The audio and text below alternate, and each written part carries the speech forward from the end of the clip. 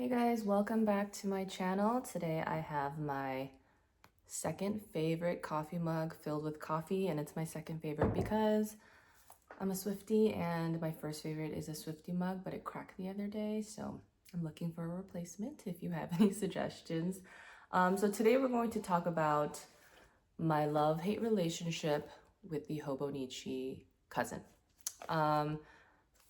Again, this is the avec, so it might be a little bit different from what you see online. This is the second half of the year. Normally the full year is like a light baby yellow color.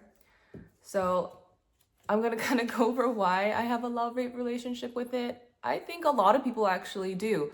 So today is going to be kind of analysis paralysis on why it was so hard for me to figure out what I was going to do for 2025. All right, so I'm going to start off with the hate part. And I say hate, really kind of meanly, but I don't hate it. It's really because I want it to work so bad, but these are the parts I can't get to work. And I think everyone kind of has different parts of a planner, even if it's not the Hobonichi Cousin, that they want to work, but it's just not working. And for me, the number one section is really the weeklies.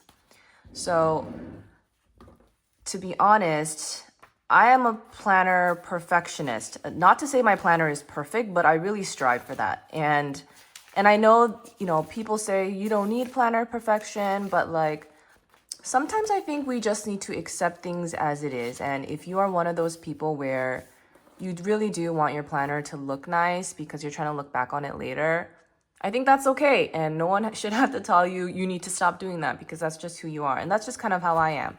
And when I look at some of these, bigger Hobonichi Cousin creators, their weeklies, and a lot of them say this is the bulk of it. They do a lot of planning here. It's kind of one of the most important parts of the planner for them. And it's just really hard for me because I like to do time blocking. And I do time blocking not in like a arrow type of way, because I've tried it and I don't like it. I do it where I use a ruler. Now, let me show you an example of the way I do it in my passion planner. I like to use a ruler, make it really neat, color it in. And even though I use, Tombow pens, brush pens that are really great for the hobo, it just doesn't look good. And I'm trying to see if there's one where I did it. Like it just doesn't look good, and I can't get over it. I can't.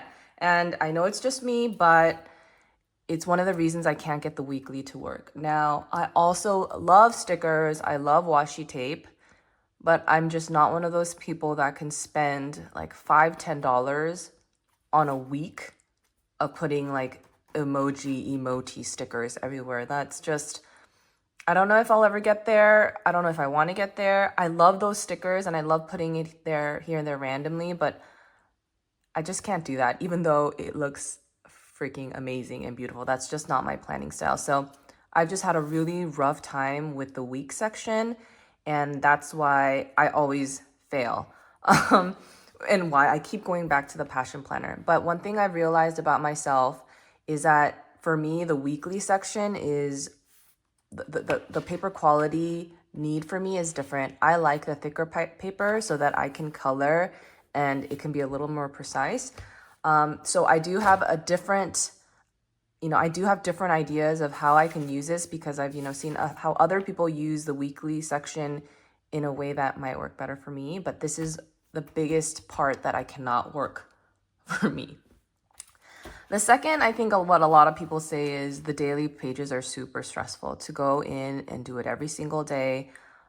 Sometimes you don't have something to say, and totally, I get it. And once you stop, you kind of do fall off.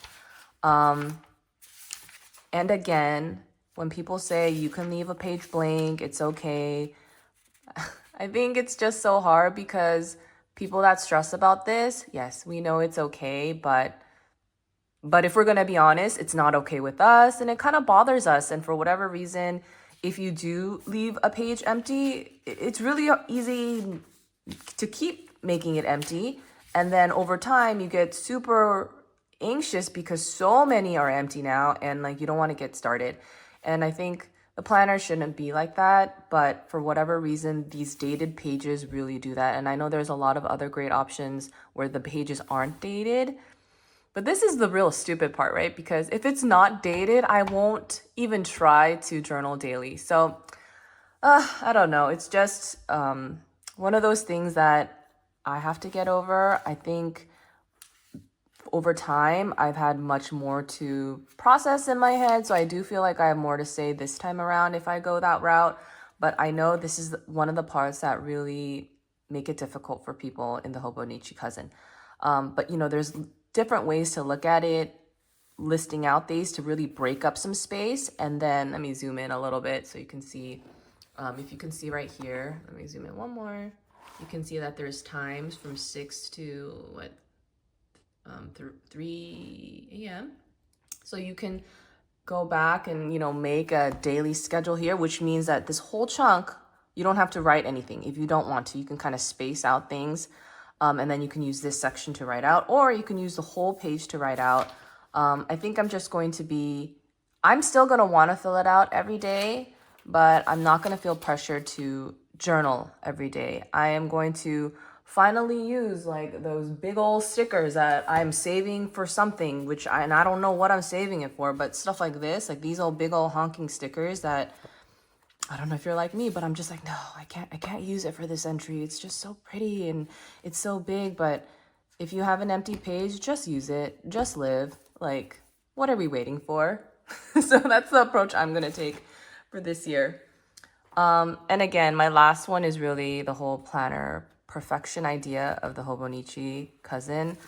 I think there's so many inspirational people out there who use the Cousin, and there's like a feeling of making this planner beautiful. Now, I know there's some people out there that are into Hobonichi messy planning, where they just write down anything they want as if it's just, a memo pad. And I think that's also great, but that's just not for me. I can't get to that level. And when I do scribble writing, I have a notebook for that. I can't use my Hobonichi for that. And when I say I can't, it's my own limitation. No one's telling me I can't. But when it comes to planning and journaling, I think it's really important, again, to be honest with yourself. What kind of planner are you? What really bothers you? And what are you like? What do you not care about? And if you're like me and you do have anxiety about, planning it in a certain way, you want it to look a certain way, you want it to be really filled out, you really, really think about how you're going to use every section, and it's important to you that it makes sense, I think we should just accept that we are that way and figure it out together. And that's kind of what I want to do in 2025. Now, again, what do I really love about the Hobonichi Cousin? It's beautiful. I mean, I will say, the Hobonichi Cousin doesn't have the prettiest cover. Like, the Weeks has some of the prettiest covers. Like, that's literally why I got it in 2023, because I loved this color. Now I have a cover on it, but it's actually like a fabric on its own. And every year they come out with the prettiest designs for the Weeks. But not so much for the Cousin, which is fine. But I love that you can actually sticker it up, because I'm not a fan of stickering up the fabric or even the designs on this. So while it's pretty, it gives you a little bit more freedom on the Cousin to do it, because it's like a papery, cardstocky feeling. So I like decorating the outside. I think that's kind of cool. I do think the Hobonichi Cousin paper, the Tomo River paper, which is available in other planners, it really gives you a sense of accomplishment when you do fill it out. Like, it just feels full, and I really like that feeling of something being lived in. And that's something you don't get with a lot of planners. So that is something about the Hobonichi Cousin. I really feel like it's a personal goal of mine to fill it out, because I really like the way that feels for me. I think there's a lot of, planners out there that have different variations of the way the Hobo Cousin is set up, but I really do think it's set up well. The only thing that maybe some people might not like is how the Cousin has all the months together in the front, all the weeks in the front, in the middle, and all the days in the back. I know some people do like month, week, and maybe dailies together, and then like split out every month like that. It's not like that here. But I think I don't know. I like that. So that's just me. I do really think the setup is beautiful. Other thing is I really like the experience of the Hobonichi Cousin. Again, the feel of the paper, the crinkliness. I actually also think it's really kind of whimsical looking in a way, how it's colored in the tabs. I love the original Japanese one. I've seen some of the English quotes, and sometimes they're lame, sometimes they're good, and I'm almost like, I'd rather just not know what it means, because it's just kind of the essence of the planner, and I want the original way it's done, at least for now. Who knows in the future? I've even thought about getting the simplified Chinese one, because I've always kind of wanted to learn Chinese, but maybe I'll get that in the future. And finally, gosh, guys, I feel like the Hobonichi Cousin is like the secret language. Or maybe just Hobonichis in general, the Techo. I've heard some people call it Techo. I should really look up which way is the right way to say it, but I think it's a secret language. It really is, because there is kind of a society super, super, loving the Hobonichi line, and the cousin especially.